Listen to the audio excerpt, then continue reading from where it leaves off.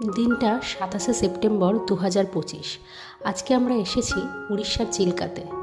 প্রায় 1.5 ঘন্টা চিল্কা হ্রদের জার্নি অতিক্রম করে আমরা এই চিল্কার সি বিচটা দেখতে এসেছি। দেখুন, সমুদ্রের জলের রঙটা এখানে অন্য কথা বলে।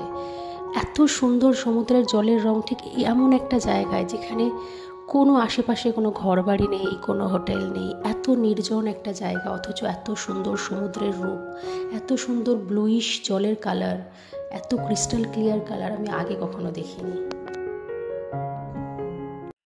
দেখতেই পাচ্ছেন আকাশের মুখ সকাল থেকেই ভার হয়ে আছে।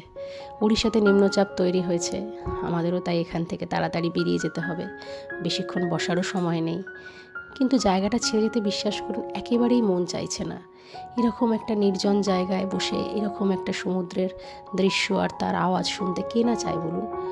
কিন্তু বাধ্য হয়েই আমাদের ইচ্ছা না থাকলেও জায়গাটা ছেড়ে যেতে হবে।